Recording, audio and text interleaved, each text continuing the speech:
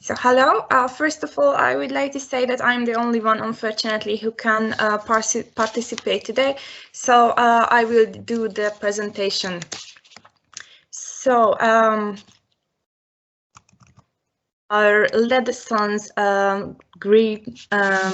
were consist of 3 persons. In the middle, you can see Anna from Croatia. On the right, you can see Leon. And on the left, it's me, Noemi, from Hungary. Well, our world is under a serious pressure because of coronavirus pandemic, and it's obvious that the society has to act responsibly. The governments made several restrictions and lockdowns to stop or slow down the pandemic. For example, there were lockdowns, it's obvious. But there are some essential necessities which cannot be stopped. And one of these necessities is a good example if we are talking about shopping. The operation of business subjects has changed, and there are a lot of restrictions in this field. And one example for this is maximizing the number of customers in the business areas. We were working about an automatic people counting system, which can count the customers staying in the business area in the same time. Our system consists of sensors for measuring the number of people and also limiting the permitted people. This system communicates with the users through red lights. The communication is really easy. We use green LED lights to let another customer enter to the shop, and we use a red LED light if the entering is not allowed. And also we are working on an application for the users so they can see the measured data, so the number of the people in real time from their home on their smartphones. So they can decide if they are going to do the shopping right now or they are rather wait. So the core benefit of our system is a visitor counting system. The system consists of sensors, microcontroller, and LED lights. And the expected product is a human counting and all with a high accuracy to reduce waiting time in the queues, which is really important. So if we are not waiting in the queues for so long time, it reduces the risk of infection. The expected product is an application which communicates in real time with the end users, and there are more potential products as well, like extending the features of the application. About the customer segmentation, we are focusing on the medium and large business enterprises. Okay, the market analysis shows that there are already implemented solutions for people counting. So there are substitutes and competitors as well. But I would like to emphasize our advantage that we will work on a smartphone application which communicates the data in real time, and this is not implemented yet for the end users. And it's also a great point that the measured data will be recorded in a data server, so for further analysis. So the shop owners will benefit from the data as well, through they can learn their customer behavior. Here you can see the background of our team, where at the first we were in a 4, but one member had to leave the group, so now we are working in a 3, and you can see that we have different backgrounds. So we are from financial, from software engineering, and from programming parts. Here you can see our short-term plans.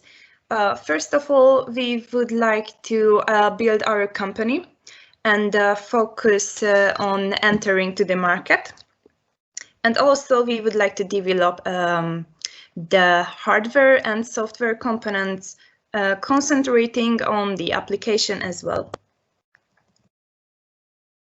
In medium term, we are concentrating on growing, entering to the market more and more, and trying to extend our working to more and more shops and businesses. We would like to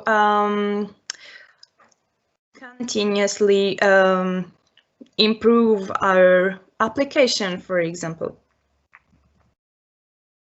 Then in long term, our main idea is about extending the features in the application. Long terms, if we are talking about long terms, we have plans after the coronavirus, because such system for counting people can be used in several places in life. For example, in restaurants and in coffee shops. If we monitor and record how many person and people are there at the same time, and we communicate it in an application, it makes it available for the end users. So if I would like to go to a restaurant, or we can also talk about tourist attractions. If I would like to visit the Eiffel Tower, I can check it in the application. If in this time right now, how many people are there, how long the queue is, because we are also calculating with the waiting time. So such system can be used after the coronavirus as well. About the marketing activities, our target market can be all business subjects, where the business deals with the customers in person. And as I mentioned, we can also focus after the coronavirus on coffee shops, restaurants, and touristic places, and so on. About offline marketing, well, it's the product itself. And the online marketing, we are planning to do an official website, and of course we would like to use the social media as well. So if people see that, okay, I went to the shop and I didn't have to wait, people will see that it's a great thing. Okay, I'm afraid that I don't have enough time to talk about the financial projection in details, but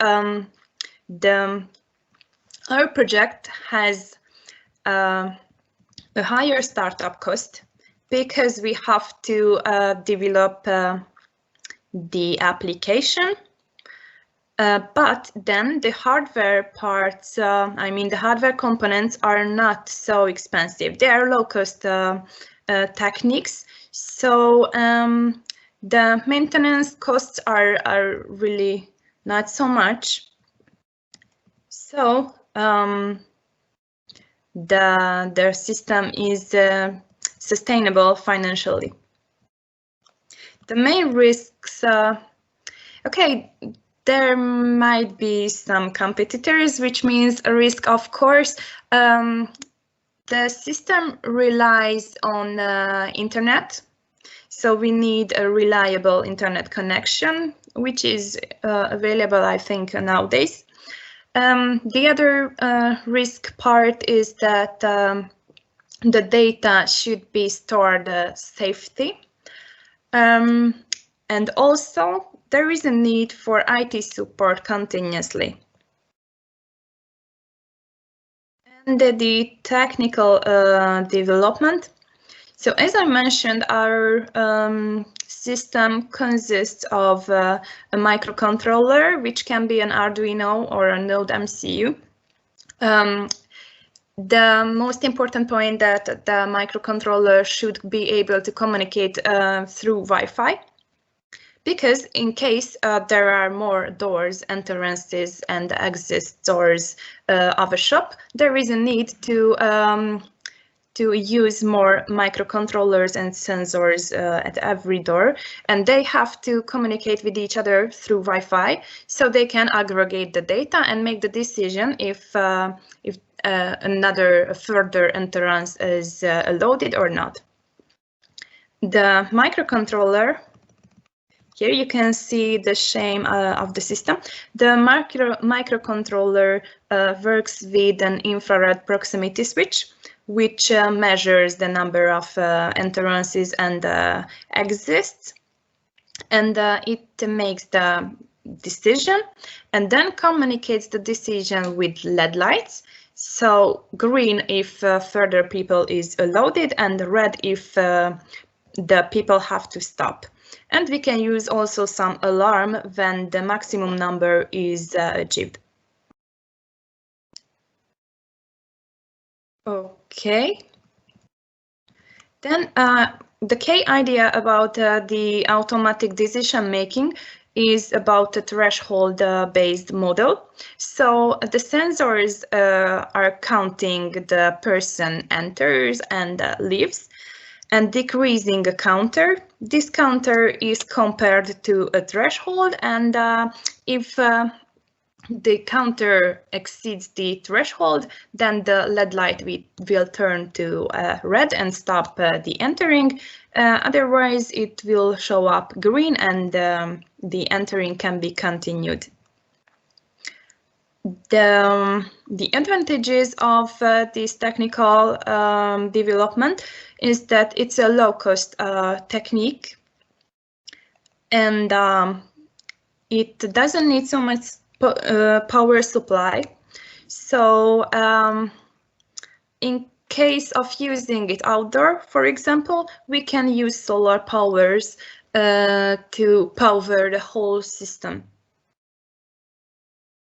About the social impact, of course, the system saves times for the customer, because the customer can decide if they want to go or they don't want to go according to the predicted waiting time showed in the application.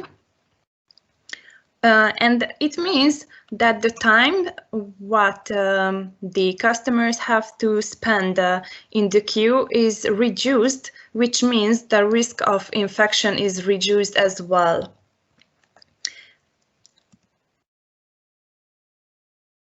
Okay, and well, as I mentioned, the system is it doesn't need so much power supply, so the electricity cost of our development is low, which can be covered with green energies as well. Okay, here we can see the canvas model, but I think I don't have enough time for this, so if you are interested, you can check it later. And thank you for your attention.